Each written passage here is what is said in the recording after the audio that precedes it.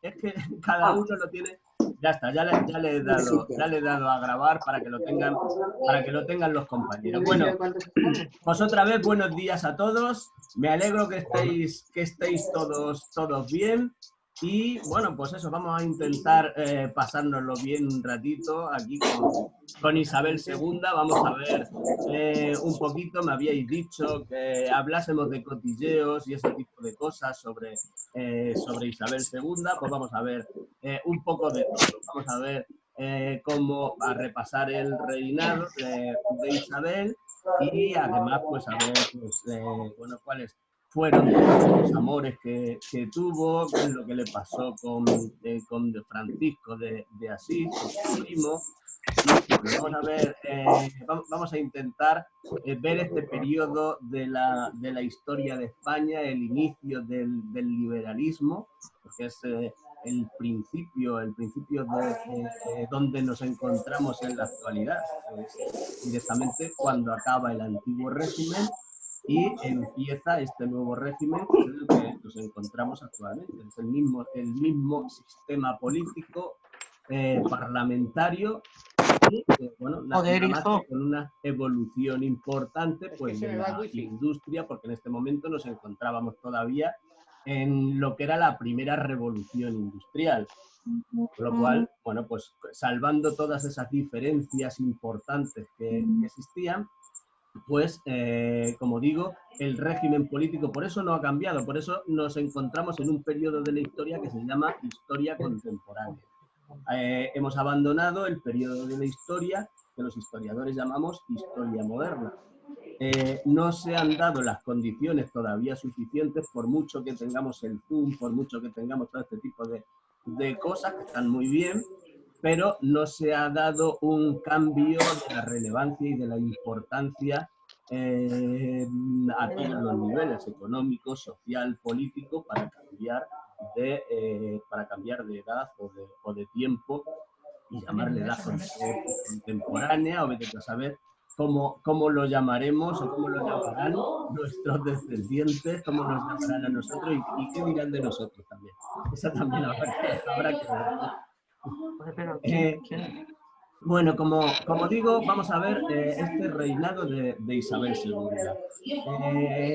Bueno, Isabel II habíamos visto como en 1833, cuando llega al poder, es una niña de 3 años. Recordamos a ese padre que era el rey Felón, Fernando VII, este señor ha sido bautizado así por todos los historiadores, no es que me lo inventé yo, era traidor, ya lo estuvimos viendo, a sus padres, a su familia, a su patria, a todo el mundo absolutamente. Pero bueno, dejó en ese último momento, a través de aquello que os dije que era la pragmática sanción, era una especie de real decreto por el que se permitía reinar a las mujeres. Claro, evidentemente había nombrado a su hija princesa heredera y como alrededor de su hermano Carlos María Isidro se habían unido, se habían reunido todos los que pretendían que volviese el antiguo régimen. Así van a desaparecer perdón, van a aparecer ya dos tendencias claras que veíamos, la de los absolutistas y la de los liberales. Los liberales ya habíamos visto como también van a tomar varios partidos. Bueno, todo eso que lo habíamos visto en clase lo voy a dejar. Tenemos a una reina que es proclamada reina en diciembre del 33, es Isabel II, es una niña muy pequeña, una niña de 3 años que evidentemente va a tener que ser, bueno, regentada, la regencia la va a tomar su madre. Su madre es un personaje también, es la cuarta esposa de Fernando VII, la única que le da descendencia. Si Fernando VII muere en septiembre, ella da a conocer a su nuevo novio, es un sargento de la Guardia de Corps. La Guardia de Corps era muy fructífera en esto de dar novios a la realeza, ya habíamos visto a María Luisa, habíamos visto también cómo habíamos ascendido a Godoy y todo esto. Pues este era un sargento Fernando Muñoz, de la Guardia de Co.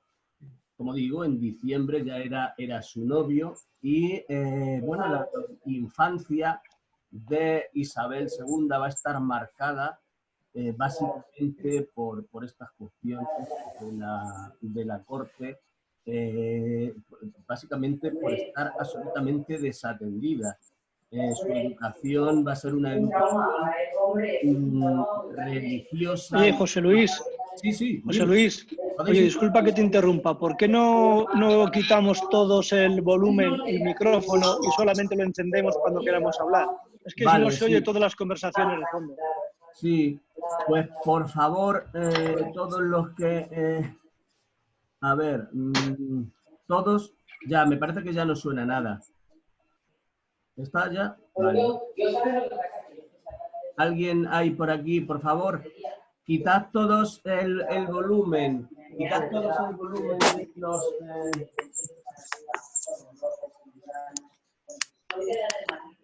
El micrófono, hay que silenciar el micrófono. Hay que silenciar el micrófono y si no lo silencio yo. Sí, mejor eso. Ah, pero es que si lo silencio yo no sé, si alguna vez queréis intervenir, no... Mira, no hay una opción en la que te dice levantar la mano. Entonces, Ya, cuando vale. alguien quiera hablar, que le dé a levantar la mano y tú le activas el micrófono. Y le oigo, sí, vale. Bueno, ahora parece que ya han callado todos los... Bueno, yo creo que está todos. Es que ahora ya somos muchos. Vale, perfecto. Pues yo creo que ahora ya está en silencio.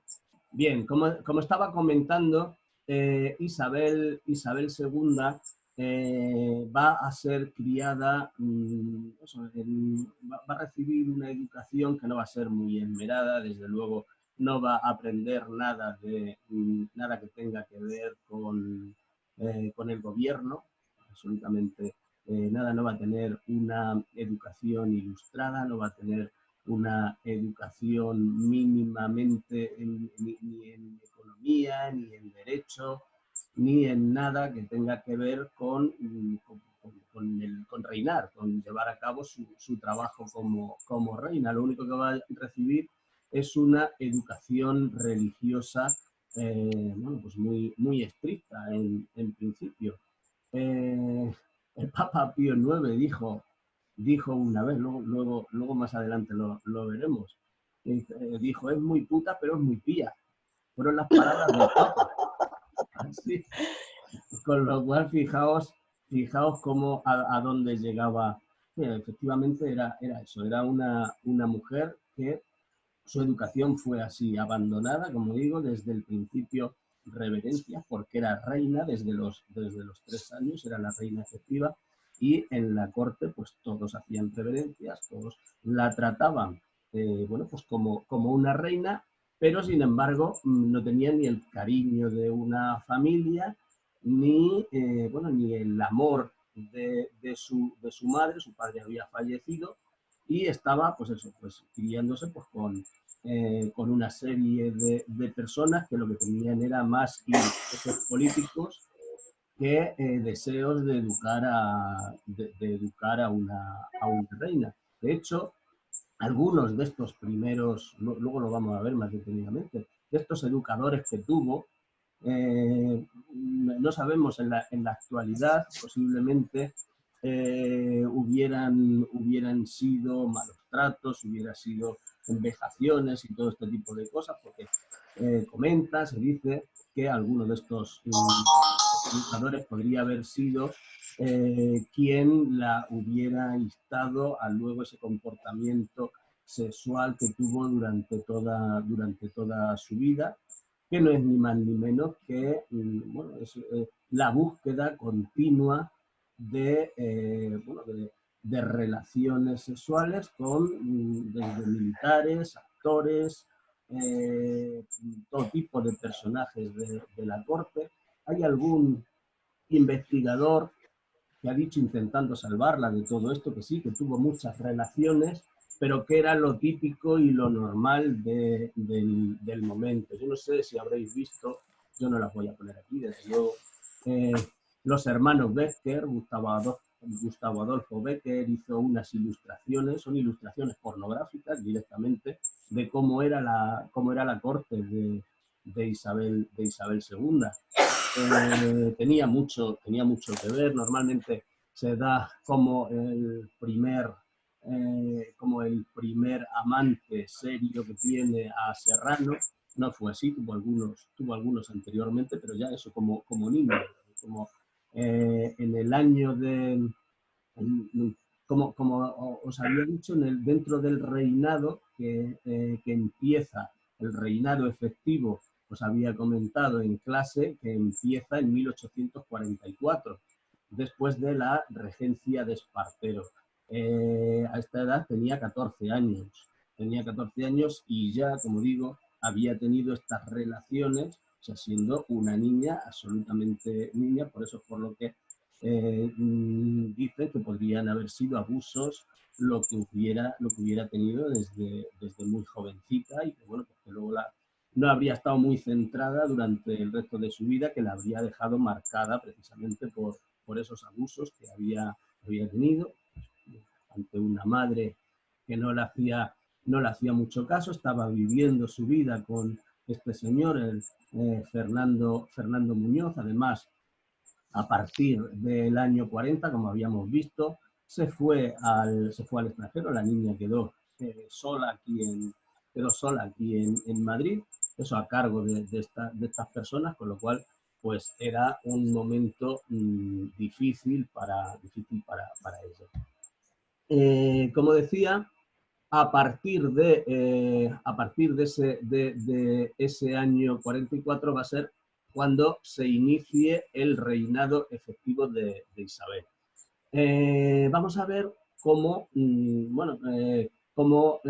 a partir de ese momento es un momento problemático, es el momento en el que se inicia esa década moderada de gobiernos moderados, con el pronunciamiento de Narváez. Habíamos visto con la caída de Espartero, como había sido absolutista, como había fallado a los progresistas, había sido un gobierno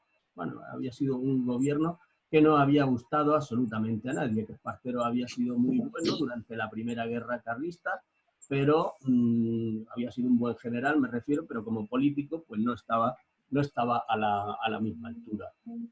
Tenemos aquí un cuadro genealógico de cómo es. Uy, me acabo de ir. Esto es muy sensible, esperar un segundito porque lo vuelvo a poner, pongo el mismo porque si no...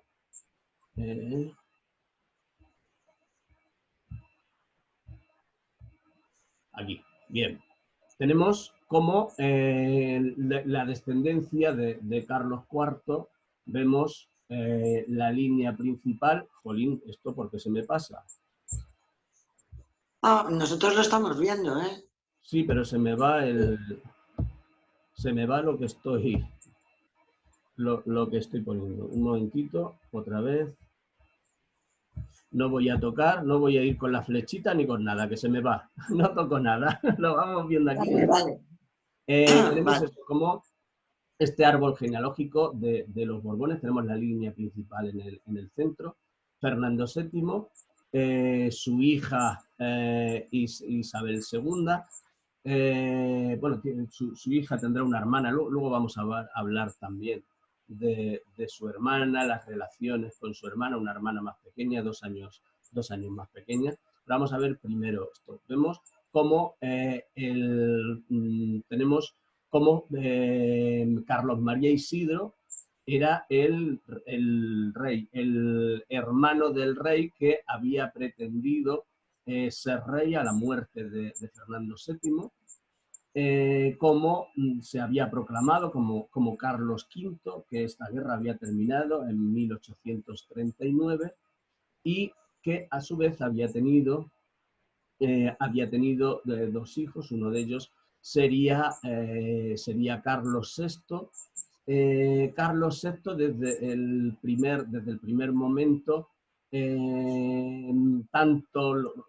o básicamente los carlistas, porque los isabelinos, o más que los isabelinos, no todos los isabelinos, sino más bien los liberales se van a negar a esta unión con el hijo de Carlos María Isidro. La verdad es que decían, y estaba bien, que se habría unido nuevamente la dinastía y hubieran acabado estos problemas, por lo menos la parte dinástica, lo que correspondía a la parte dinástica, con lo cual también posiblemente hubiese acabado con la parte que tiene que ver con que tenía que ver con las ideas del absolutismo, de la vuelta al antiguo régimen. Estas ideas que tenía podían haber terminado. Sin embargo, los liberales se negaron en rotundo a que el hijo de Carlos María se casase con Isabel II. También Isabel II se negó, también entre otras cosas, por la diferencia de edad que existía. Y finalmente el acuerdo se va a llevar a cabo con otro primo suyo, que sería el hijo de otro hijo de Carlos IV, que es Francisco de Paula. Se va a llamar Francisco de Asís de Borbón. Este será el marido que finalmente le encontrarán a Isabel II. Las palabras de Isabel II cuando le asignaron novio fueron directamente, esto comentábamos algo en el WhatsApp, con Paca no, por favor, con Paca no. Esta fue la reacción que tuvo la reina en el momento que le asignaron el marido. En cualquier caso, lo que dijo fue que sí, que asumía como reina el matrimonio, pero no como mujer. No son palabras de Isabel II. Claro, esto es lo que va a marcar toda la crítica que tiene luego. Evidentemente, era afeminado, era homosexual. La reina decía que cómo iba a verle como hombre si llevaba más, ¿cómo se dice? Llevaba más... maquillaje. No, maquillaje, bueno, maquillaje llevaba también. No, bordados no, no recuerdo. Puntillas. Puntillas, sí, ese tipo de cosas, que llevaba más que ella. Que cómo le iba a ver como hombre. Y bueno, hay algunas. Luego otro de los amantes de Isabel, más tardío, será O'Donnell, el general O'Donnell. Cuando se va a la guerra, ¿os acordáis que hablábamos de la guerra de Marruecos, que se producía en 1860, y va a despedirse de la reina y a darle novedades? Le dice, Su Majestad, me voy al frente. Y la reina, al parecer, le dice, muy orgullosa y muy defensora ella de su patria, le dice, si yo fuese hombre, iría a la cabeza de las tropas. Y al parecer, Francisco de Asís le dijo, y yo también. O sea, fijaos cómo estaba cómo debía de ser esa vida. En principio, Isabel II no asumió el matrimonio y hubo tiranteces. Finalmente le acogió como amigo. A ver, ninguno de sus hijos, ninguno de los hijos es de Francisco de Asís. Bueno, quizá uno, decían, luego lo vemos, quizá uno podría haber sido, pero murió nada más nacer. Sin embargo, fueron amigos y confidentes durante toda la vida. Después de este primer momento de impacto en el que no querían, no tal, cada uno hizo su vida, especialmente desde el 68, en el que se van a París y se separan. Viven cada uno por separado, él con su pareja y ella con sus parejas distintas. Él sí que se mantuvo fiel, por cierto, durante toda la vida. Pues bueno, como digo, se mantuvieron durante toda la vida con esa inmensa amistad. Hasta 1904, que es cuando muere la reina. En estos primeros momentos que tenemos, en este primer momento, aquí tengo una línea del tiempo, es básicamente, estamos hablando de esa época que va de 1843 a 1868. Es la época básicamente en la que se desarrollan pues, todos estos amoríos, todo este... más que una corte, más que una realeza, sí, era un gobierno moderado en el que se hicieron todas las cosas que había comentado, unas muy bien, otras muy mal, otras regular, pero lo que ocurría en la corte, que es en lo que nos centramos hoy, era algo que estaba al margen completamente del gobierno. De hecho, una reina que se levantaba a las 3 de la tarde todos los días, se acostaba a las 5 de la mañana, era una continua, bueno, era una fiesta y una iglesia a la par. O sea, primero venía, supongo que vendría, pues la penitencia, el pedir perdón, y luego volvíamos otra vez al pecado. Más o menos debía de ser esta, cómo seguía la vida de la corte. Bueno, tendríamos eso, tendríamos que Isabel había nacido en 1830, había nacido, como digo, de la última esposa de su padre, María Cristina, que fue regente y todo lo que estamos viendo hasta ahora. Hemos hablado un poquito de su educación.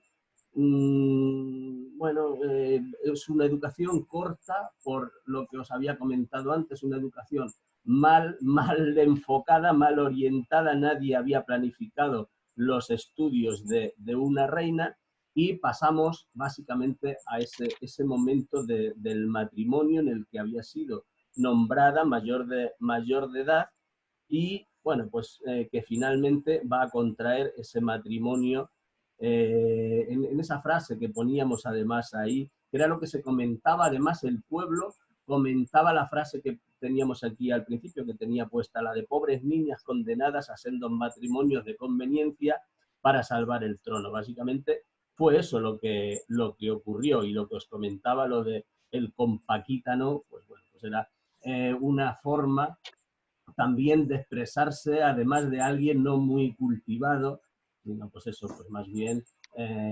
muy popular, como debía de ser. Dicen que la personalidad de Isabel II era, claro, como política, no fue buena política, pero dicen que era piadosa, que era una persona que le gustaba hablar con la gente, que, bueno, que hacía grandes donaciones, era fácil de engañar.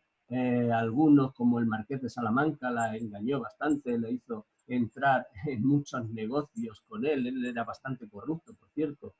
Le hizo entrar en algunos negocios, como en los ferrocarriles y todo esto. Y bueno, pues al margen, como digo, de esta fiesta, pues bueno, pues habría tenido esa personalidad, además de pía realmente, y además era una creyente real.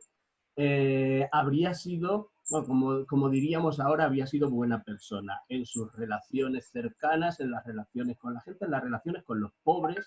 Era una persona que, bueno, que había llevado, o que, bueno, pues que era fácil en el trato también, era simpática. O sea, que no todo es que fuesen todas las cosas malas que hablamos de Isabel, demás, porque lo que hablamos es en términos políticos, que no se comportó realmente como una reina, dio el poder a quien le convino en su momento, y finalmente, al final de su reinado, veíamos en el Pacto de Ostende en 1866 como todos los partidos se habían agrupado en contra de ella, y como durante la Revolución pues la va a echar y no va a tener a ningún defensor. Y luego, durante el sexenio democrático, ninguno, ni siquiera Cánovas del Castillo, se va a plantear que pueda ser Isabel II quien vuelva nuevamente al trono. O sea, directamente es bueno, es enviada al exilio, también su vida en el exilio será buena y tendrá algunas anécdotas importantes cuando vuelve a España, cuando muere Alfonso XII, llega a España y monta un lío también importante, critica a Cánovas, critica a Sagasta, critica a todos los que ve, porque dice que han dejado morir solo como un perro a su amado hijo, y bueno, pues era un poco así. Bueno, vamos a ver los amantes que tuvo, algunos, solo algunos, porque como digo, la corte había sido pues eso, una fiesta continua, descontrol continuo. Yo no sé si habéis estado vosotros, habéis estado en el Palacio de Aranjuez. El Palacio de Aranjuez directamente tiene un ala, el ala izquierda, que pertenece a la reina solo. El ala derecha era de Francisco de Asís. Si habéis pasado por allí habréis visto las habitaciones de uno, las habitaciones de otro. Bueno, esto tampoco es tan raro porque normalmente vivían y dormían en habitaciones y en estancias distintas. Pero se enseña perfectamente. Además, el palacio está decorado tal y como lo dejó, porque fue la última reina que estuvo o que tomó como para pasar épocas estivales en este palacio de Aranjuez. Fue la última y está decorado exactamente igual que estaba en su momento. Os dije también, os comenté en clase, cómo en 1851 llega este primer ferrocarril Madrid-Aranjuez y cómo les llevaban hasta dentro, hasta las propias escaleras, llegaban las vías del tren, no como a la estación actualmente, que está bastante lejos, sino que llegaba hasta allí para dejar a la reina directamente en palacio. Y además los últimos raíles, al parecer, eran de plata, por lo cual, pues fijaos hasta dónde llegaba la situación. Pues allí eran fiestas continuas. Dicen que su primer amante había sido Serrano. Sería su primer amante en serio. Había tenido otras relaciones, pero el primer amante serio, que se mantenía de una forma seria, había sido Serrano. Se llamaba el General Bonito. El General Bonito. Y además, fijaos hasta dónde llegaba el escándalo, porque era la reina, le daba exactamente igual todo, y le perseguía por los cuarteles de Madrid. Hasta el punto, por todos los cuarteles de Madrid, le perseguía allá donde estuviera. Hasta el punto de que tuvo que ser destinado fuera de Madrid por defensa, por el escándalo que suponía la reina yendo a los cuarteles de Madrid buscando a... ¿Dime? Yo no, vemos una figurita, pero no te veo en carne y hueso. ¿Hola? Ahora sí. Ahora sí. Está entrando alguien más. Es que pone grabando. No sé qué hay que hacer para que se me vea. Yo eso lo acabo de encontrar hace 10 minutos y luego tengo un puntito rojo que pone grabando y no se me ve la cara. No sé cómo salir de ahí. No, pero grabando no, el puntito rojo no tiene nada que ver contigo. El puntito rojo es que está grabándose la sesión. No tiene nada que ver contigo. Es que no tienes la cámara. Que no te está funcionando la cámara. Activar la cámara y el sonido. Pero ¿dónde está lo de la cámara? A ver, ¿dónde está la cámara Pues ahora? no me sale a mí. Vamos, es igual, yo os veo a vosotros. Vale, no me pues veis, eso. no me veis. Ya hoy lo dejamos, el próximo día hacemos más pruebas. Vamos a continuar con esto. Claro, claro.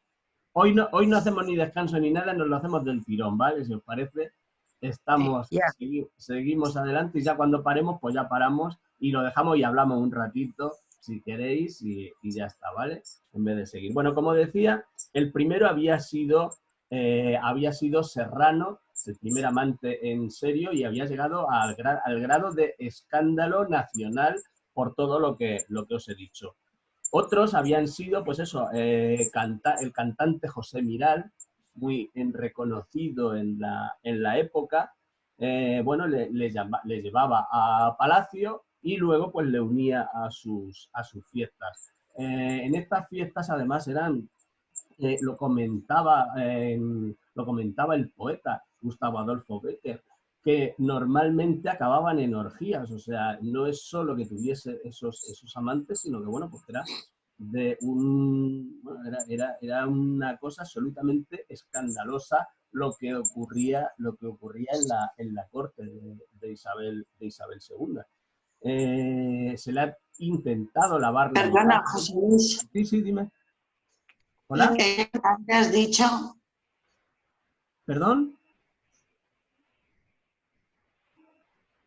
No te digo, es que me parece que se te debe de ir. No oímos nada, se ha cortado el sonido. No me oyes. Ahora sí. Ahora sí, No, sí. ahora Por sí. eso no es que me había callado porque no la oía yo a ella. Ah, vale. Vale. Vale. Por eso me había quedado callado yo. Vale. Bueno, He preguntado que qué cantante era. José Miral se llama. Ah. Miral, con 2 L's. Gracias. ¿Vale? Bueno, pues él tenía, pues eso, algunos otros también, bueno, compositor Emilio Arrieta, o Emiliano Arrieta, y luego muchos militares. Habría tenido a militares importantes, claro, no generales como Serrano y O'Donnell, pero capitanes, José María Arana, este es el más famoso, conocido como el Pollo Arana. Habréis oído algo de él. Eso le había dicho, además, su marido, Francisco de Asís, le había dicho que tuviese cuidado con este hombre porque lo contaba absolutamente todo lo que ocurría en Palacio. Y bueno, pues además, también otra anécdota graciosa es que el mismo Francisco de Asís le dijo a Isabel II, ten cuidado con Arana que te está poniendo los cuernos. Imaginaros cómo era. Todo esto que os digo son frases reales, ¿eh? O sea, son citas reales de los reyes. Y claro, si todo esto, lo que es real, es porque es presenciado por otras personas, vosotros imaginaos cómo podía ser lo que hablasen realmente entre ellos. Además, fruto de esa relación, nacería una de las infantas, la infanta Isabel, que sería la Araneja o la Chata. Es como posteriormente se le va a llamar a esta mujer. Otro muy conocido, otro militar, es el militar es un capitán llamado Puig Moltó. Y este era el Pollo Real. El otro era el Pollo Arana, este era el Pollo Real. Como digo, si buscáis en internet vais a ver además los dibujos que hicieron los poetas, los hermanos Bécquer con respecto a esto. Bueno, se dice un día hablando Isabel con su hijo Alfonso, le dijo con respecto a esto, porque este podría ser el padre de Alfonso XII, aquí no hay ninguna certeza, podría ser, pero al parecer a Alfonso XII, esto sí es cierto, le dijo que por sus venas la única sangre Borbón que corría era la suya, la de Isabel II. Recordad que también es Borbón Francisco de Asís, en referencia precisamente a esto. El otro gran amante reconocido de Isabel será el general O'Donnell. Será otro de los grandes espadones. Este había llegado, como recordáis, en la Vicalvarada, ese pronunciamiento militar de la Vicalvarada, en el que se inicia el último periodo de progresista que hubo en el reinado de Isabel II. Hubo muy poquitos periodos progresistas, este que va del 54 al 56, que es el que había dicho. Bueno, pues O'Donnell estuvo directamente, bueno, tuvieron En este caso parece ser que se trataba de amor real, que mantuvieron una relación más allá del vicio que pudieran tener en esa corte.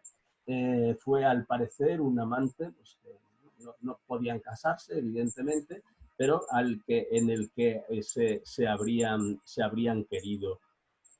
Tendría, bueno, eso, como os había comentado, la anécdota de 1860, cuando se va el general O'Donnell, cuando se va a la guerra a Marruecos, y Francisco de Asís le dice que él también se iría a la guerra, a lo que había dicho Isabel II. Isabel II dice que se iría muy orgullosa si fuera hombre a la guerra, y Francisco de Asís le dice que él también.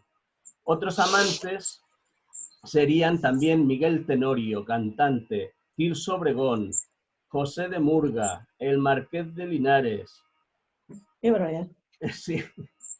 Carlos Marfori Calleja, pero estos son conocidos, como digo, algunos con los que tenía un poco más de relación, que iba más allá, pues eso, de la fiesta que tenía normalmente. Con respecto a los hijos, lo que había dicho de ver de quién era cada uno de los hijos, ninguno de ellos evidentemente había sido de Francisco. Ella, la misma reina, dijo que la noche de bodas había sido un desastre. Eso lo dice la misma Isabel. Y bueno, pues como digo, vamos a ver eso, vamos a ver un poquito cuáles eran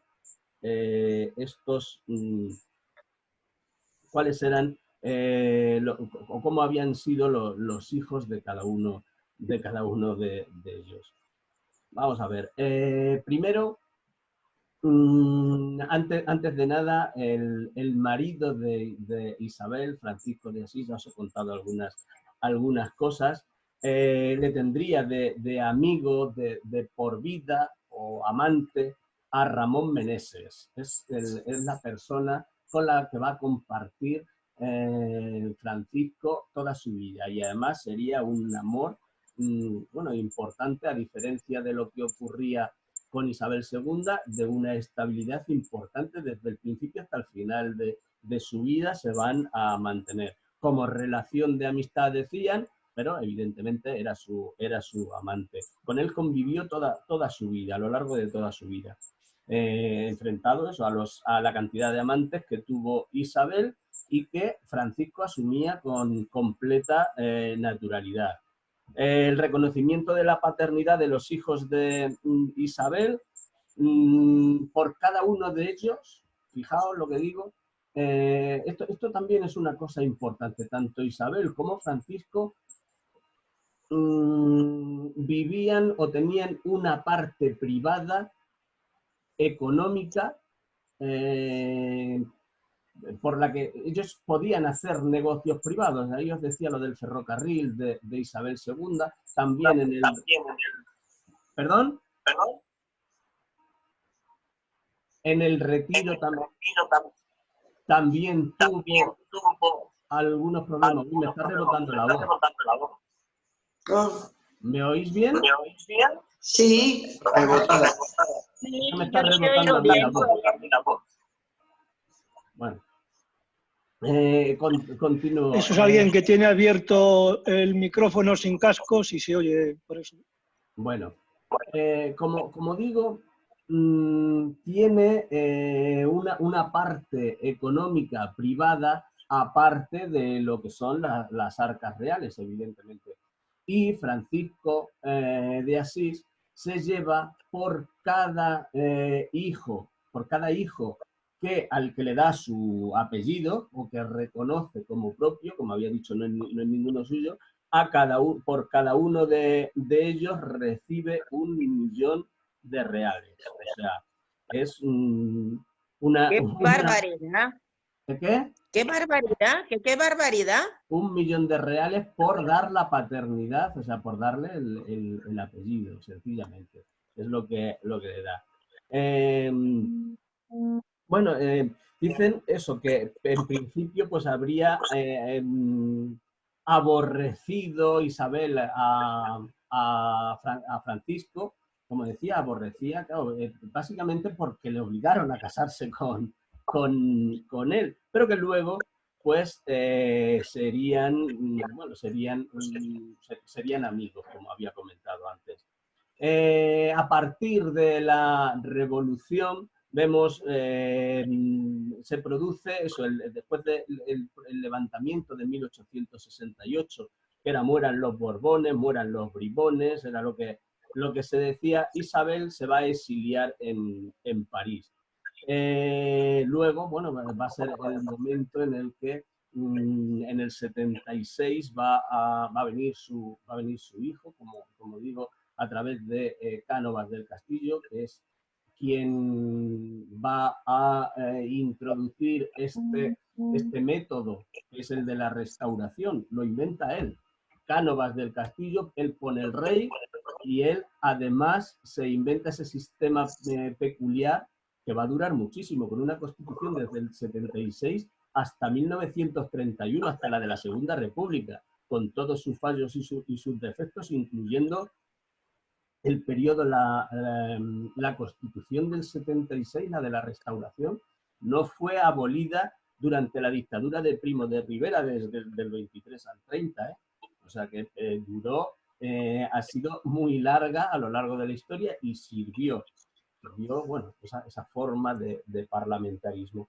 Finalmente, Isabel muere en el 1904, y bueno, pues tendrían, no sé si lo puse al final aquí, creo que no lo he puesto.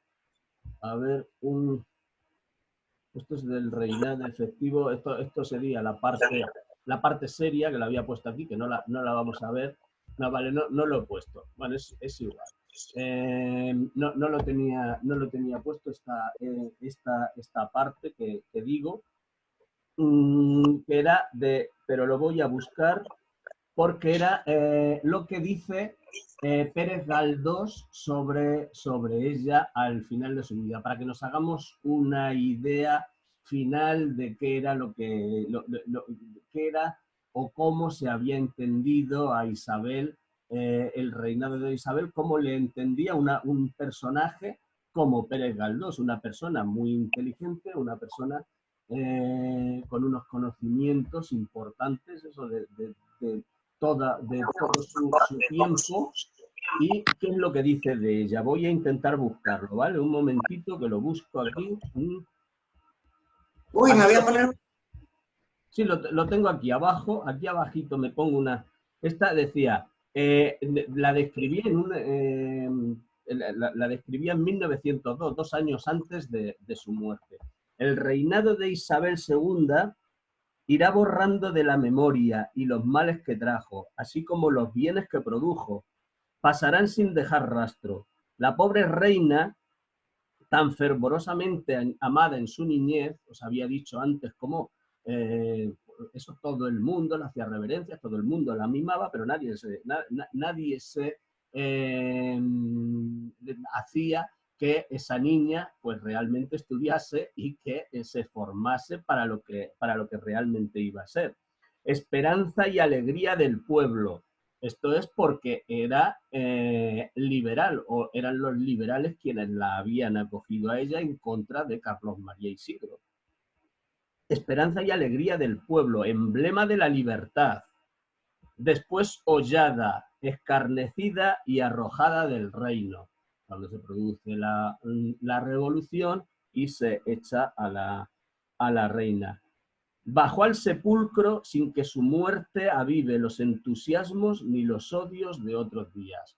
Ya en 1904 era ya con su nieto, con Alfonso XIII, y se fue pues sin pena ni gloria, no tuvo demasiada trascendencia. Se juzgará su reinado, dice Galdós, con crítica severa. En él se verá el origen y el embrión de no pocos vicios de nuestra política, pero nadie niega ni desconoce la inmensa ternura de aquella alma ingenua, indolente, fácil a la piedad, al perdón, a la caridad, como incapaz de toda resolución tenaz y vigorosa. Fijaos algo que os decía antes de su personalidad. Como, esto lo está diciendo un gran escritor, está diciendo, está describiendo cómo era la reina, más allá de eso de la política, de todo esto. Doña Isabel vivió en perpetua infancia, dice, pues alegando pues a la ingenuidad que tenía, pues, era muy ingenua y muy fácil de manejar, según dicen todos quienes la conocieron, y el mayor de sus infortunios fue haber nacido reina y llevar en su mano la dirección moral de un pueblo. Claro, la dirección moral difícilmente, pero bueno, pesada obligación para tan tierna mano. Esto es lo que dice, es un resumen de lo que hemos visto de su vida más o menos, que ha sido la vida de Isabel II, más allá, pues como digo, de toda la parte política, todo lo que habíamos visto desde la Primera Guerra Carlista. Por cierto, hoy no he comentado que después de, en 1846, 2 años después de... ¡Ay, ha levantado la mano! Teresa. Dime, Teresa. Sí, he levantado la mano porque se entrecorta, no sé si soy yo o... Sí, yo te oigo bien. O los demás también tenéis el mismo... Ya, pues bueno, yo a ti te había entrecortado, nada, seguimos, a ver qué pasa. Es que he tenido que cambiar de dispositivo porque vale. me he quedado sin batería en la... Ya está, estoy con el móvil, o sea Vale. que, bueno, nada, seguimos, perdona. Vale, nada. No, estaba diciendo que va a iniciarse desde el 46 hasta el 49, se va a iniciar la Segunda Guerra Carlista, precisamente por asumir, es que se me había olvidado y es importante, lo vimos en clase, pero es muy importante, el no aceptar a su primo Carlos y aceptar a su primo Francisco va a suponer el inicio de la Segunda Guerra Carlista, que veíamos que va del 46 al 49, ¿vale?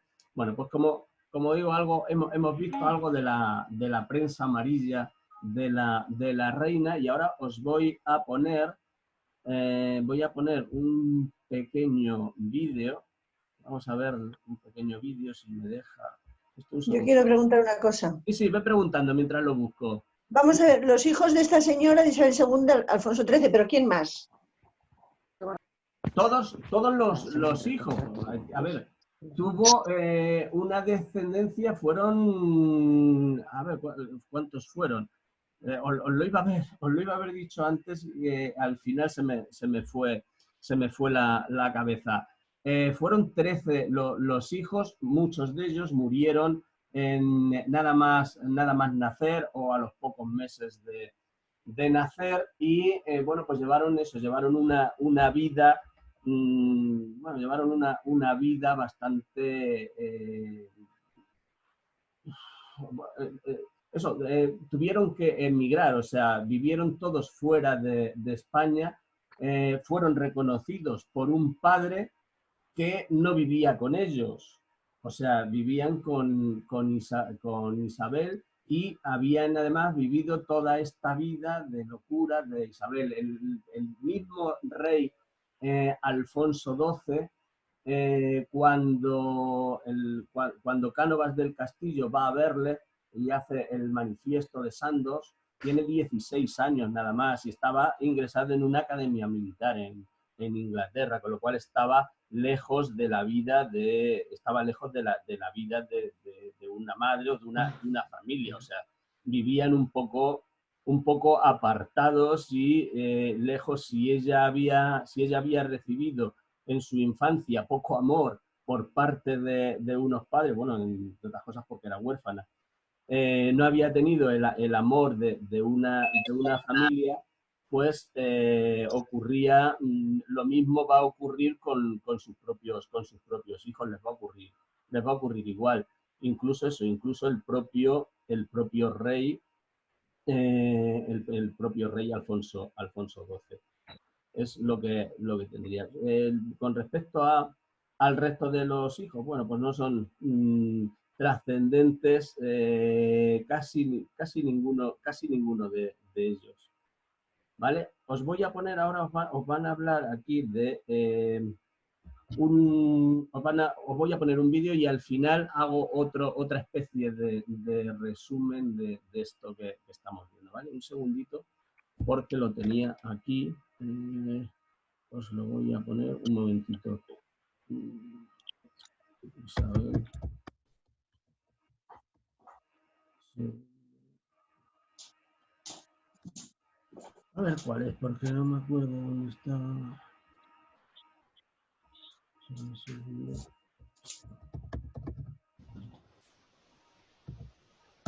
Son 20 minutos nada más, ¿vale? Lo que dura. Este es.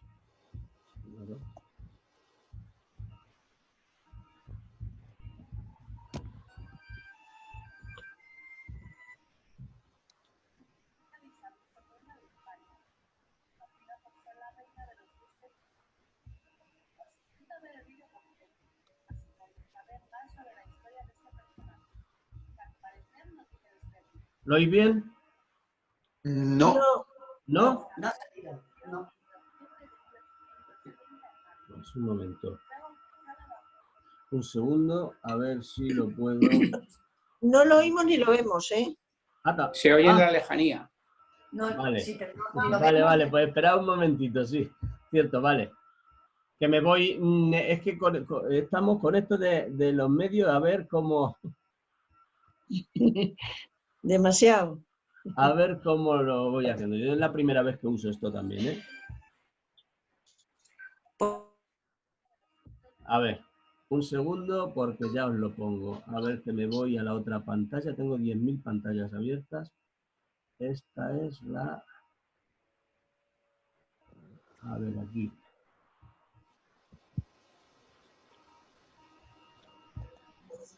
¿Me habéis oído? ¿Hola? Hola, ¿me habéis oído? Sí, oímos, sí. Que decía que mientras tú buscabas lo del vídeo, que Sí. si alguien me podía aclarar cómo se llegaba al lado de la cámara para poder ver si se Ay, ve ahí. vale. Pero eso a lo mejor es demasiado técnico. Sí.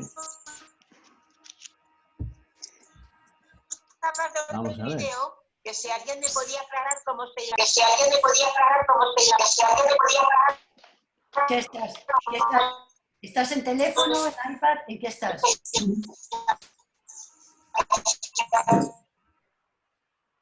Yo personalmente estoy con el teléfono. Bueno, con el teléfono no sé.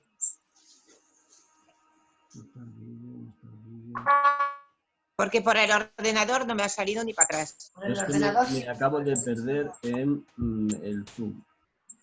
A ver, ahora ya tenemos aquí. A ver, un momentito. Poner en pausa, control remoto, participantes.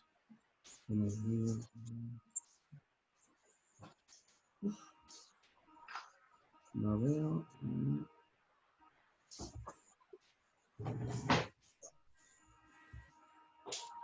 Bueno, pues no sé. Nueva control remoto.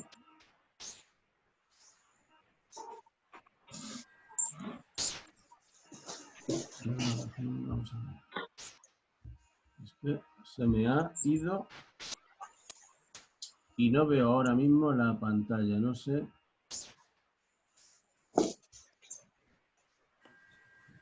Ya ha pasado a la pantalla. Vamos a ver. Empezar, regresar a la reunión. Regresamos a la reunión. Vamos a ver, estamos grabando, bien. Vale. Ahora sí. Vale.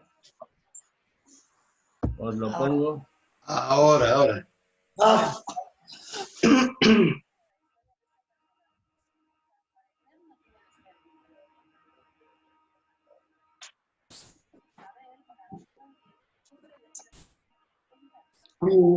No se oye. No tiene ¿Nada? sonido.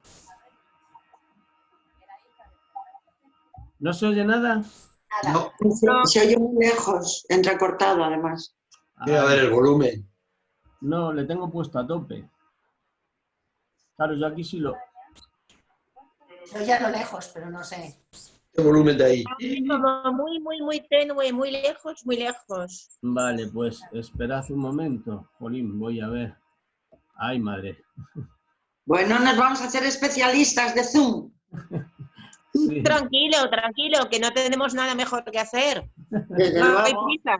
Más que esperar aquí al... A ver, vamos a ver, esto lo vamos a cerrar. Esta la cerramos ya y... Otra vez. Vamos a ver si ahora lo podemos oír mejor.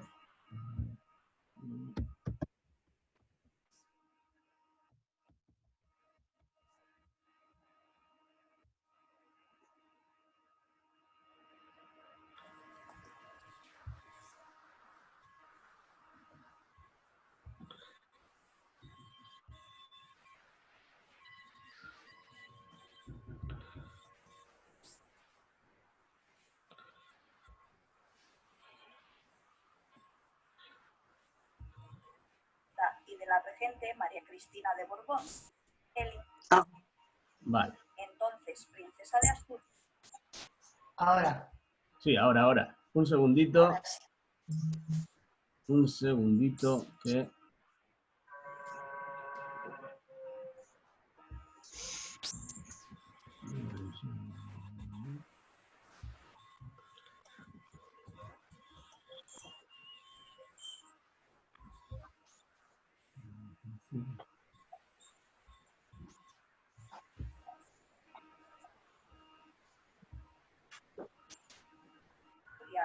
Ascendió al trono de España como Isabel II cuando todavía no había cumplido los 3 años. Ahora sí se oye. Tomando la regencia Ahora sí. la reina María Cristina Sí. de Borbón y Sicilias hasta la mayoría de edad de Isabel.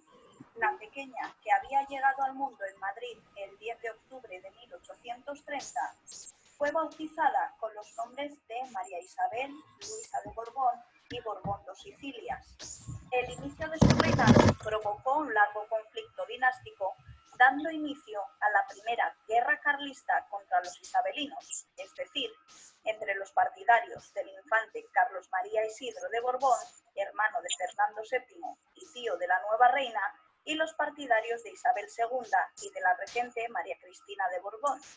El infante Carlos María había sido el único heredero durante el reinado de su hermano, ya que Fernando VII, de los 4 matrimonios que celebró, solo su última esposa había conseguido darle descendencia, pero ningún hijo varón. Según el reglamento de sucesión impuesto por Felipe V, las mujeres quedaban excluidas del acceso a la corona. Fernando VII intentó anular este reglamento de forma legal, publicando 6 meses antes del nacimiento de Isabel la pragmática sanción de Carlos IV, aprobada por las Cortes en 1789, que dejaba sin efecto el primer reglamento, restableciéndose así el derecho sucesorio a las mujeres en caso de fallecer el rey sin hijos varones, un derecho que Carlos María, el hermano del monarca y tío de Isabel, no reconoció y con el que no estaba de acuerdo, llevando al país a una gran guerra civil, también conocida como la Primera Guerra Carlista.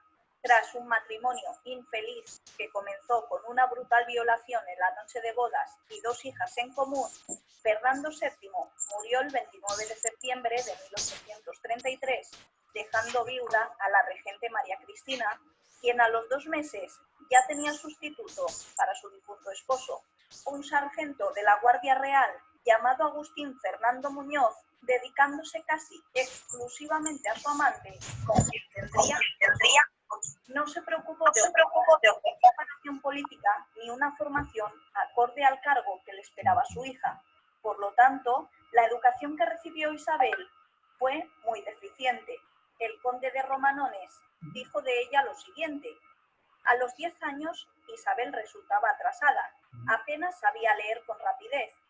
La forma de su letra era propia de las mujeres de pueblo. De la aritmética apenas solo sabía sumar, siempre que los sumandos fueran sencillos. Todo lo que decía Ortografía antes. pésima. Odiaba la lectura. Sus únicos entretenimientos eran los juguetes y los perritos. Por haber estado exclusivamente en manos de los camaristas, ignoraba las reglas del buen comer. Su comportamiento en la mesa era deplorable. Y todas esas características, de algún modo, la acompañaron toda su vida. La falta de efectividad materna y un ambiente familiar, unido a la ausencia de una preparación política e instrucción adecuada en estos primeros años, marcarían su personalidad y trayectoria. Afortunadamente, la niña creció teniendo buena salud. El 8 de noviembre de 1843, teniendo 13 años, es declarada mayor de edad para reinar y solo 2 días después juró la Constitución con el ceremonial correspondiente, pasando a ser Isabel II de España. Este fue el año en que la reina instauró la bandera nacional española, que había nacido con el reinado de Carlos III el 28 de mayo de 1785. Casi 3 semanas después de la coronación ocurrió un hecho que a día de hoy sigue siendo de difícil interpretación y que algunos historiadores han calificado como violación a manos de don Salustiano Olózaga, un abogado y político progresista 25 años mayor que ella, y que había sido nombrado presidente del Consejo de Ministros, el cual pretendía que la joven reina firmara el decreto de la disolución de las Cortes. Este habría sido el primero, Salustiano, habría sido el primero, vamos, en toda regla, habría sido una violación, un abuso de una menor en la actualidad. Vosotros imaginaos, además, que es la propia reina. Fijaos el abandono al que debería de estar sometida, aunque los tiempos no sean los mismos, el abandono al que estaba sometida esta niña. Y dicen, además, que a partir de esta violación, su comportamiento sexual a lo largo de su vida había sido tan desajustado por eso. Bueno, se intenta hacer un poco, los psicólogos intentan mirar o ver esas posibles causas. Pues esta habría sido una de ellas, por lo visto. Algo a lo que ella se negó y describió el momento de la siguiente forma. Yo respondí que no quería firmarlo, teniendo para ello, entre otras razones, la de que estas Cortes me habían declarado mayor de edad. Insistió Olózaga. Yo me resistí de nuevo a firmar el están entre los decreto. 13 y 14 Me años. levanté dirigiéndome a la puerta, que está a la izquierda de mi mesa de despacho. Olózaga se interpuso y echó el cerrojo a esta puerta. Me agarró del vestido y me obligó a sentarme. Me agarró de la mano hasta obligarme a rubricar. Enseguida Olózaga se fue y yo me retiré a mi aposento. Antes de marcharse, Olózaga me preguntó si le daba mi palabra de no decir nada a nadie de lo ocurrido, y yo le respondí que no se lo prometía. Aunque fue un hecho que nunca se pudo demostrar, algunos lo calificaron en su día como una invención de la reina. Otros lo tachan de un abuso sexual en toda regla a una niña sin padre y abandonada por su madre en un estado emocional de desamparo. Si bien es cierto que tuvo un temprano despertar sexual con don Francisco Serrano, uno de sus generales, 20 años mayor, a quien ella llamaba el general Bonito, a partir de este episodio de su vida, coleccionaría una lista de amantes tan interminable como escandalosa. Isabel solía acostarse a las 5 de la madrugada estando de fiesta y se levantaba a las 3 de la tarde. Pronto empezaron a buscar pretendientes para casar a Isabel. Algunos candidatos fueron Enrique, duque de Sevilla, Leopoldo de Sajonia-Coburgo, pariente de la reina Victoria, Enrique de Orleans, Antonio, duque de Montpensier, y curiosamente Carlos Luis de Borbón y Braganza, hijo de su tío Carlos María, quien había desencadenado la primera guerra carlista, que comprobaba derecho a ser reconocido como legítimo heredero. Lógicamente, se ha parado. Fue rápidamente. Se ha parado, sí. Yo creo que cuando interrumpimos hay algo que funciona peor. ¿Qué pasa? Finalmente, el elegido fue ¿Ha pasado Francisco de algo? Asís de Borbón, un primo hermano 8 años mayor que ella, pero carente de aptitudes políticas, afeminado y de carácter. Hola. Pesado, pero del ¿Qué se ha pasado? interrumpe ¿Se había cortado? Sí, se ha Sí. cortado. Bueno, y ahora Se ha vengo. cortado. ¿Ya? ¿Ahora sí? No, ahora sí que nada. Ahora nada. Ahora, no, ahora nada, ahora salimos todos aquí. Sí. Vale, pero es porque ha vuelto, porque me había ido totalmente, se ha debido de ir la conexión entera, porque no os veía ninguno. Ha debido de ser mi conexión. Espera un momentito que lo vuelvo a poner, que terminemos por lo menos de ver el vídeo. Un segundo. Yo tengo amigas que tienen ese tipo de cosas también para sus cosas y que en el WhatsApp comentan que es un poco pesado porque se corta mucho. Eso debe ser de la propia red de Internet. Eso, a ver, eso es por la conexión que solemos tener casi todos, que nos dicen 300, banda ancha 300, otros 100, y es mentira todo porque se va, se viene y no... Y además está sobrecargado ahora En todas estos momentos, efectivamente, está sobrecargado con todo lo que está pasando. A ver, estamos...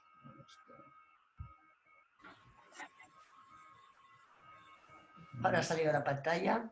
¿Ha salido? Sí. La pantalla. Ahora estoy viendo la pantalla del vídeo que nos estás poniendo. Sí, lo que pasa es que no puedo moverla. Un segundito. A ver si le puedes al botón de reproducción ahí. Sí, ya está. A quien ella detestaba y quien en forma de burla se refería a él como la prima Paquita. Al conocer el nombre de su futuro marido, Isabel II se negó y llorando dijo: no, con Paquita no, debido a su evidente afeminamiento y falta de temperamento. Pronto el pueblo español le puso el apelativo despectivo de Paco Natillas o Doña... Uy, perdona. Nada. Es que ahora lo vuelvo a poner porque... Yo ahora veo el vídeo, pero ya no os veo a ninguno de vosotros. Solamente veo a José Luis, pero todos los demás han desaparecido. Se me ha escondido el vídeo. Sí, a mí me ha salido por aquí de todo, menos el vídeo. Se me ha escondido. Un segundo. Ahora me ha salido Carmen. Ahora. Ahora. Nada más.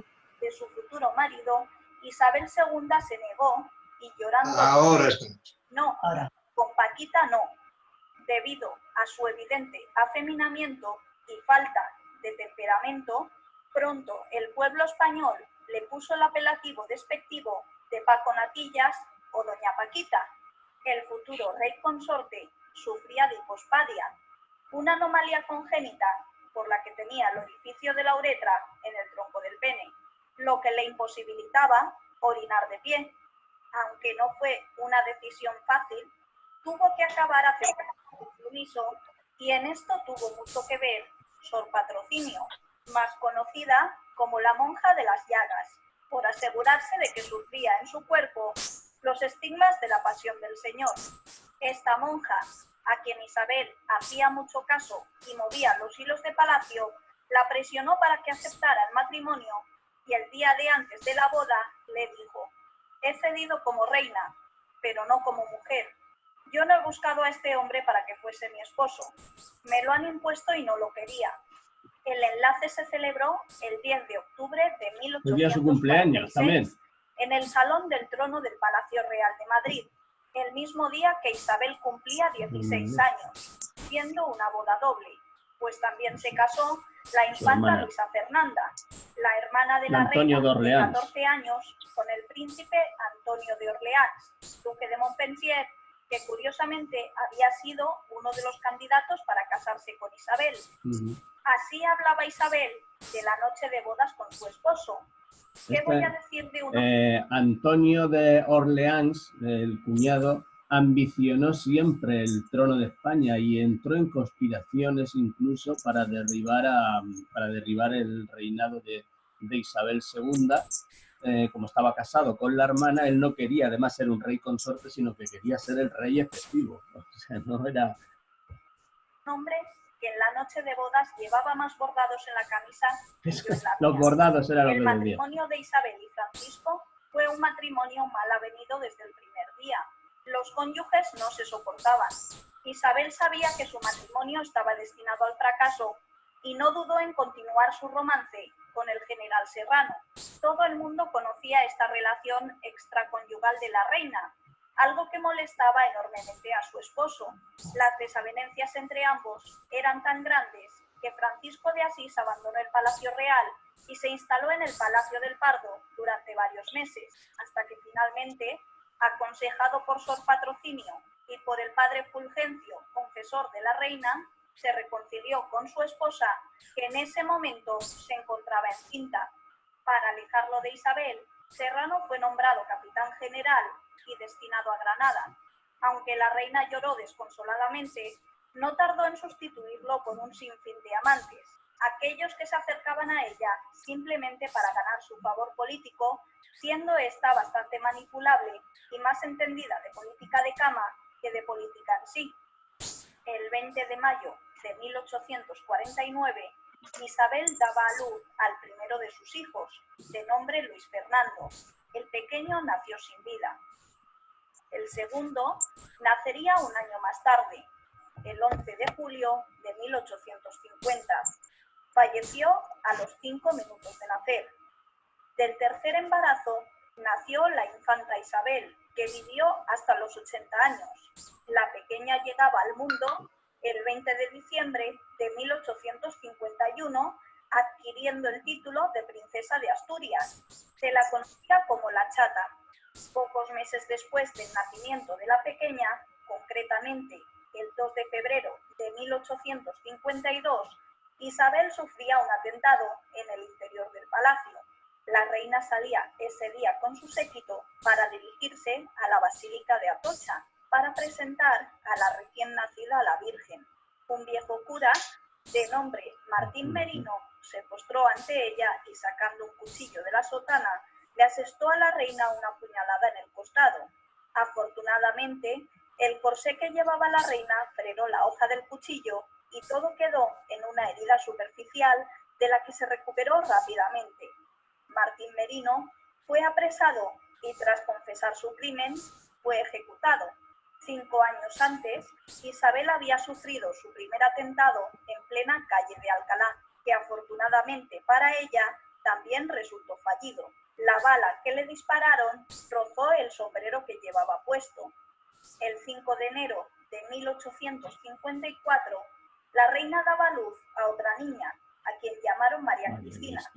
Habiendo nacido en buenas condiciones, tuvo un catarro de tan mala índole que causó su muerte tan solo 2 días después de haber nacido. Al año siguiente, el 23 de septiembre de 1855, nacía Margarita, una niña prematura que tan solo viviría un día. El 21 de junio de 1856, nacería muerto un varón al que ni siquiera llegaron a poner nombre. Por fin, el 28 de noviembre de 1857, nació un niño sano, el sucesor de la corona, y que heredaría el título de príncipe de Asturias de su hermano mayor. Y hijo de Puigmoltó. Este es el que os he dicho, que era hijo del capitán Puigmoltó. Tío Juan María Gregorio Pelayo, y llegaría a ser rey de España, pasando la historia como Alfonso XII. Se ha parado otra vez. ¿Se ha parado otra vez? Pues yo os oigo a vosotros. La mayoría atribuía... A mí me funciona. A mí también ahora. A mí también. Sí, también. También visitaba los aposentos de la soberana. De este último se decía que era tuberculoso, aunque en su hoja clínica no ha aparecido nunca ninguna referencia de enfermedades pulmonares. Curiosamente, fue esta afección la que acabó con la vida de Alfonso XII cuando contaba 27 años. 2 años más tarde, el 26 de diciembre de 1859, la reina daba a luz por 8ª vez, esta vez a una niña, a la que bautizaron con el nombre de María Concepción Francisca de Asís. La pequeña falleció el 21 de octubre de 1861, cuando todavía no había cumplido los 2 años. Pero unos meses antes de este trágico suceso, De 13 le van a quedar muy poquito. el 4 de junio de 1861, había llegado al mundo su novena hija, la infanta María del Pilar. Berenguela. Esta hermana, tan querida por Alfonso, falleció casi de repente el 5 de agosto de 1879, cuando hacía poco que había cumplido los 18 años durante el reinado de su hermano. El 23 de junio de 1862 nace la infanta Doña Paz, que se casó con el príncipe Luis Fernando de Baviera y viviría hasta los 84 años. El 12 de febrero de 1864, Isabel daba luz a la infanta Doña Eulalia, y que viviría hasta los 94 años. De esta hablaremos otro día, que esta también era un tuvo cuadro. lugar el 24 de enero de 1866, naciendo en esta ocasión un Francisco niño de Asís. al que se impuso el nombre de Francisco de Asís y que ya falleció antes de haber cumplido el mes de vida, el día 14 de febrero. Tuvo en total la reina 12 partos, de los que solo 5 de sus hijos llegaron a la vida adulta. A día de hoy, todavía se tienen dudas de quiénes eran los padres biológicos de los hijos de la reina. En una discusión con su hijo Alfonso, llegó a decirle: hijo mío, la única sangre Borbón que corre por tus venas es la mía. El estallido de la Revolución de 1868, conocida como la Gloriosa, acabó con la familia real en el exilio. El 19 de octubre del mismo año nació la peseta española como unidad monetaria por decreto del gobierno provisional tras el derrocamiento de Isabel II. La peseta estaría en curso hasta la aparición del euro en el año 2002. Una vez en Francia, el matrimonio se separó para siempre. Isabel se instaló en París, en el Palacio de Castilla, donde vivió durante 30 años, retirada de la política activa, sin gozar ya de público. A diferencia de la reina, a quien se atribuyen numerosos amantes, Francisco de Asís tuvo únicamente un amigo especial estable, Antonio Ramos Meneses. Estando en el exilio, Isabel favoreció la relación de su hijo, que era un estudiante de 14 años, con la cantante de ópera Elena Sanz, de 27, con la que estuvo casi hasta los últimos años de su vida. Con Elena, Alfonso tuvo un par de hijos ilegítimos. La reina Isabel solía llamarla su nuera ante Dios. En 1870, Isabel II abdicó de sus derechos al trono en favor de su hijo Alfonso. No volvió a su amada España, salvo en breves y esporádicas ocasiones, pues tras la restauración borbónica de 1874, Cánovas, artífice del proceso, y su propio hijo, Alfonso XII, consideraron que era preferible para la estabilidad de la monarquía que ella permaneciese fuera del país. Una vez coronado rey, Alfonso se negó a casarse con cualquier otra princesa que no fuera su prima hermana, María de las Mercedes de Orleans, de la que se declaraba profundamente enamorado, algo que la reina no aprobó, pues Mercedes era hija de su hermana Luisa Fernanda y el marido de esta, el duque de Montpensier, había confabulado contra la reina, financiando la revolución de 1868, la que Isabel había tenido que exiliarse y, por lo tanto, ambos cuñados se declaraban enemigos públicos. La exreina amenazó con no ir al enlace si se casaba con Mercedes, y así lo hizo. Pero la joven reina Mercedes falleció 5 meses después de la boda y Alfonso tuvo que casarse. Esta vez lo haría con la archiduquesa María Cristina de Habsburgo-Lorena, que sí fue del agrado de Isabel. A este enlace Isabel sí que acudió, y nuera y suegra tuvieron siempre una buena relación. Ninguna de las dos pudo estar junto a Alfonso en sus últimas horas de vida, porque no se les permitió entrar en la habitación donde se encontraba el monarca. El rey falleció completamente solo el 25 de noviembre de 1885. Como un perro, que decía ella. Isabel vivió hasta el final de sus días en Francia, desde donde fue testigo de la Primera República de España, del reinado efímero de Amadeo de Saboya, de la regencia de su nuera tras la muerte de su hijo Alfonso XII y del principio del reinado de su nieto Alfonso XIII. Conocida como la reina castiza o la reina de los tristes destinos, Isabel fallecía en la mañana del 9 de abril de 1904 por unas complicaciones broncopulmonares producidas por una gripe en su residencia parisina. Sus restos fueron trasladados con honores de reina al Escorial para darles más tarde sepultura en el Panteón de los Reyes. Y como epitafio, podemos citar las hermosas palabras del escritor Benito Pérez Galdós, que la entrevistó poco antes de su muerte y que dejó escritas sobre ella. El reinado de Isabel II se irá borrando de la memoria, y los males que trajo, así como los bienes que produjo, pasarán sin dejar rastro. La pobre reina, tan fervosamente amada en su niñez, esperanza y alegría del pueblo, emblema de la libertad, después hollada, escarnecida y arrojada del reino, baja al sepulcro sin que su muerte avive los entusiasmos ni los odios de otros días. Se juzgará su reinado con crítica severa. En él se verá el origen y el embrión de no pocos vicios de nuestra política, pero nadie niega ni desconoce la inmensa ternura de aquella alma ingenua, indolente, fácil a la piedad, al perdón, a la caridad, como incapaz de toda resolución tenaz y vigorosa. Doña Isabel vivió en perpetua infancia, y el mayor de sus infortunios fue haber nacido reina y llevar en su mano la dirección moral de un pueblo, pesada obligación para tan tierna mano. Bueno. Pues sí, en el fondo a mí me da pena, ¿no? Porque tuve una infancia, pues eso, sí, a falta de la familia, en manos de cuidadores. Claro que hicieron, también eso tuvo que influir en que fuera una persona pues en con su personalidad, claro, evidentemente. Claro, sí.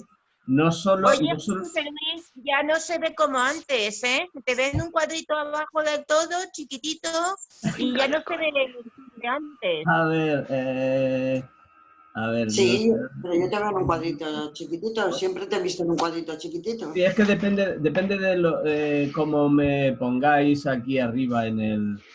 No, pero antes yo veía 4 compañeros seguidos y luego en la parte de al lado también. Ay, pues yo no. Iremos progresando los próximos días. Sí, porque yo no os veo, solamente veo al que habla en un cuadrito chiquito, no veo a los demás. Yo veo a unos sí y a otros no, pero a José Luis no veo. Pero hay una flecha, puedes ir a ver a todos porque hay una flechita y puedes ver a todos en el... ¿Dónde está la flechita, José Luis? La flechita poniéndote encima del cuadradito, das a la flechita y ves al resto de compañeros. A los que sé, porque veo que hay algunos que no tienen la cámara, puesta. Yo al principio 2 minutos y desde que tú has puesto el video, nada. Sí. Desde poner tu video, nada. Bueno. Pues nada, pues vamos a dejarlo hoy aquí. Hoy ha sido el día que nos hemos puesto en contacto con esta nueva tecnología. Yo ya te digo que no la había usado nunca. Me dijo el viernes Laura que lo probáramos para ver hoy qué tal. ¿Qué os ha parecido así? ¿Mejor que las grabaciones? Sí, mejores. Sí. Es mejores porque es más activo y porque es más... Yo sí la había utilizado para otras cosas y la verdad es que sí, es mejor. Sí, pues perfecto. Pues, Sí. ya, pues entonces, A mí me gusta. mejor así. Y de todas formas os mandaré grabaciones igualmente. O sea que os voy a mandar también grabaciones porque si no me voy a aburrir. Vale. Vale. Muy bien. Muchas gracias, José Luis. Gracias. Venga. Gracias. Un saludo a todos. Buena semana. Adiós. Muchas gracias. Hasta luego. Que viene. Antes de marcharos, ¿alguno sabe cómo se saca la cámara esta para ser visto? Pues es que lo estoy haciendo desde el ordenador. Espera un El momento. ordenador sí, pero desde ¿Eres el Dominique? Yo desde Arriba pone participantes. Y ahí ¿Eres sale. Dominique? Sí, es Dominique. No. Es que lo estás en el No teléfono. veo nada de participantes. A ver, un Arriba, momento. a la derecha pone participantes. Le dais y salen todos. Pero a lo mejor es que No. no tienes activada la Y lo que le pasa a hay ella es que no se le ve la cámara. ¿Con qué estás conectada? ¿Con el móvil? El teléfono está. Yo lo tengo con el estoy iPad. móvil. Yo lo tengo con el Pero ordenador. tiene cámara. Yo Pero lo tengo con el iPad. ya se me ha fastidiado. No sé qué he hecho, pero se me ha Ahora- fastidiado. No, pues te oímos. Ya. Yo por lo menos te oigo. Yo Pues yo no sé por qué. No sé. Yo tampoco. se me ha ido. Dominique es que lo tiene. Dominique es que tiene cerrado el. Tiene cerrada la cámara, claro.